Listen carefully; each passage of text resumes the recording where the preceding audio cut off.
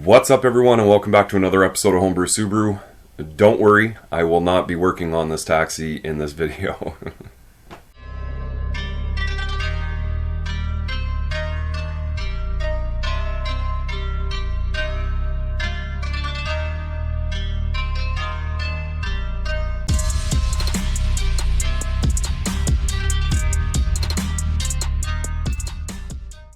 So what's up, everyone? Yes, I do have a taxi in my garage. Got to do a little job for this guy, and then I had a whole nother video planned for this weekend, but it kind of got sidetracked a little bit, and I'm not quite as far as what I thought I was going to be. So I am going to do something else because something arrived in the mail this week. But first things first, I'm going to work on this car, get it finished up. Don't worry, you guys aren't going to have to watch that. And then I am going to pull the 240 kind of either back in the garage or back in the driveway kind of thing. And we are going to take a look at that Misfire. Okay, so it is a few hours later. I am already done that car. I just had a little bit of maintenance work to do to it. And he also had like a little clicking noise, which I'm suspecting is probably a CV shaft starting to go. Being a taxi, I mean, it's a late model car, but it already has like 100,000 kilometers on it. The shaft seems to have just a tiny little bit of clicking play, but they're quite expensive and only available from Toyota from what I can tell. So we're going to hold off on that for a little while and wait until it progresses a little bit more. It's just kind of an example as I've got to make a little bit of money to keep on spending it, and that's just one example of some of the side work that I try and keep on doing around here that I don't film. But any which way, I'm ready to start up the 240 and pull it in, either halfway into the garage or leave it in the driveway. But when I started it up earlier, it wasn't misfiring. So I think it's kind of a temperature thing. It's probably an ignition coil starting to heat up and overheat and causing the misfire to happen. I did jump on eBay and Amazon to kind of price out coils and see what I could get. I had my eyes set on a set from eBay, but I actually found 6 of them on Amazon. I believe it's a Canadian seller, and all 6 of them were $100. So I don't know how good they're going to be, but I've certainly got to try them for that kind of money. Putting in 6 new coils, I mean, for that kind of money, I've heard of customers buying 1 coil for over that. So I'm going to start up the car, let it warm up. If I can get it to start misfiring, I've got a really cool tool to show you that I probably will show you anyway, just to help identify a misfiring cylinder on a coil pack, or coil on plug, I should say. So hopefully I'll bust that out and at least give it a try to identify the misfiring cylinder if it does start misfiring. So yeah, I'm going to start up the car, pull it in, and we'll pull the top cover off and see what's going on.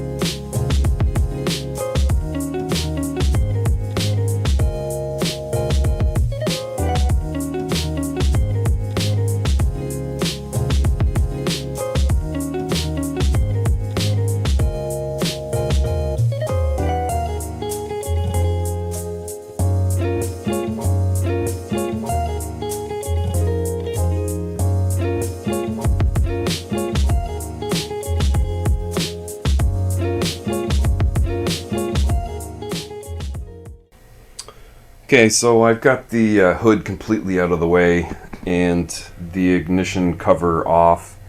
I had to take off this charge pipe, but to run it I'm going to have to put the charge pipe back on, and kind of to check this at the same time. This guy over here is what I'll be using to check the coils. This is a coil on plug quick probe. Basically you place this on top of the coils and adjust as needed for sensitivity to pick up the field coming off of the coil as it fires, and you can check each one until you find one that isn't firing, and that would indicate your misfiring cylinder. These aren't cheap. I've had this for quite some time. I barely ever use it because most ignition misfires are quite identifiable without something like this. But if you're going through something that's difficult to troubleshoot, these guys are pretty amazing. So to actually get this thing to turn on, I haven't used it for quite some time, at least a year probably, but it does have just a basic battery and like a 2032 battery, and you just kind of tap it and that turns it on. It's basically ready to start picking up signal, and it has an auto timeout to turn itself off. So I'm ready to put this back together quickly and get it so that I can, start the car, run it. I did notice the misfire coming in. You may have heard it in the footage. It seems to be definitely running on 5 cylinders as I kind of loaded it up coming up the driveway a little bit. So if it's a coil that's gone bad, this guy should be able to show us which one it is.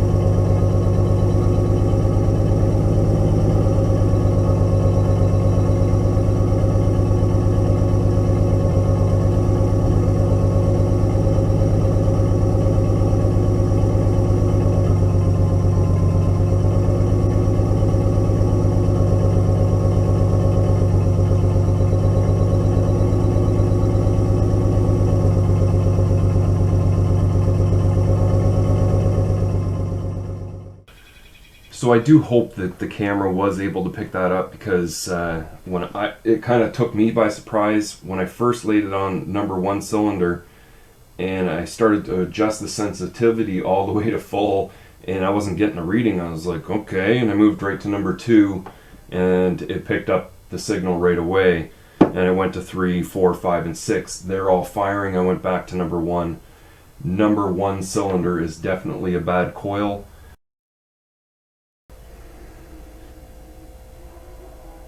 So it's definitely the right coil. Whether or not these are made in Canada, I don't know, but these are a little shout out to KDF Ignition Canada. That's basically where they're from.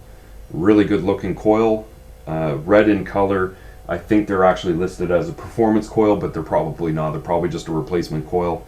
But having all 6 of them in there, at least I know I have a brand new set of coils in an engine that is known for having bad coils.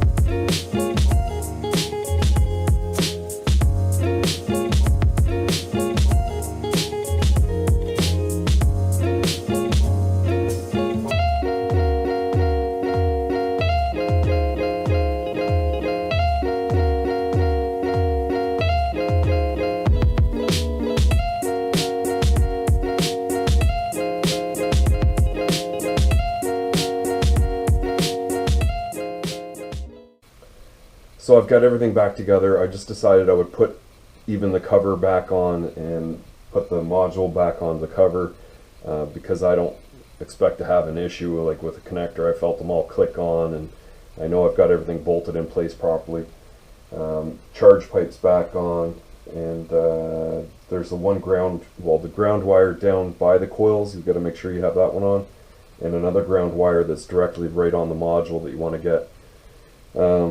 The bad coil, I don't see any problems with it. It is an original Nissan coil. Everything looks absolutely fine with it, even the spring inside. So I'm ready to fire it back up. I did just tweak the idle a little bit because I think I adjusted it once before when I was trying to get the thing at least to run. So idle might drop just a little bit, and let's see how it runs. Hopefully it runs on all 6 cylinders.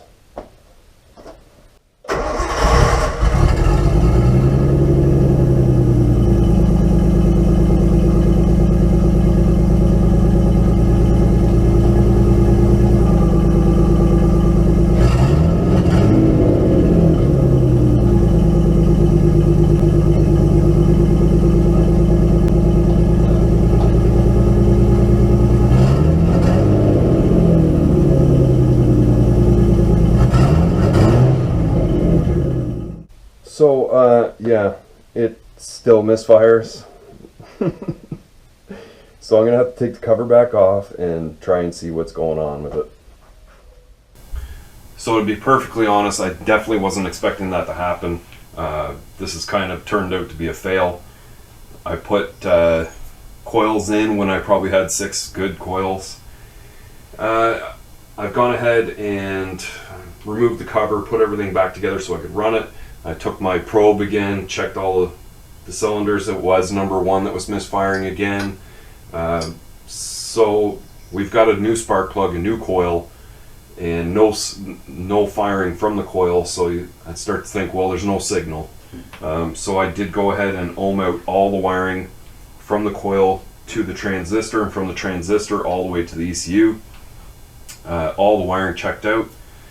So it's like a bad ECU or a bad power transistor, which I call an ignition module, but in any case, there is no definitive test for this. You can do a diode check left or from one side to the other side, and one side's supposed to be out of limits, and the other side should be like 500 to 1,000 ohms, something like that. All the circuits checked out, so I decided I would run the car and just take a logic probe and check at the back of the ECU to see if I've got something coming out of it on the number 1 channel, and the same at the power resistor. I've got a solid ground coming out of that circuit on number 1 coming out of the ECU, and I had the same on number 2 and 3, so I would assume that's good. And I can't say for sure if I was getting a pulse. Maybe it's just that fast, and with the bright light coming in I can't see the LED flash. But when I came back out to number 1 cylinder and checked at the cylinder for pulse, I've got nothing. I checked number 2 and it does. So it leads me to believe that the power transistor has failed on number 1. The actual transistor gate on number 1 circuit must be no good, or it's stuck. And there's no real definitive check that I can figure out, so I guess I need one of these guys next. So in all realness, I'm putting the car on the road this month. I'm gonna have to wait another 3 or 4 weeks. I've got to find one of these and continue working on the body. But while I'm waiting for parts, I will continue sanding the body, and hopefully in the next week or 2 I'll have more of a progression on at least getting the car primed and painted. I've already started a little bit on it, but I'm not spending a lot of time. The paint's not going to be perfect. It's going to be very basic, just enough to get the car reasonably black and glossy. So obviously I've got some more things to do, and it just keeps on piling up. But that's what happens when you get something like this going on. I've spent $100 on coils, which is probably not a bad idea anyway, but I could have put that money towards the part that I needed, and I don't even have a definitive answer if this is no good or not. It's just it's what I suspect. Past this being a bad ECU, I just wouldn't expect that, and with all the wiring already confirmed, this seems to be the culprit. So I'm going to have a look to see if I can find one of these guys, and yeah, too bad it was a little bit of a fail, but at least I got a new set of coils in, and you guys got to see it. So yeah, if you like this video, definitely give it a thumbs up, and if you're new here and you haven't already, please consider hitting that subscribe button for me. Leave your questions and comments further down below, and I'll see you in the next one.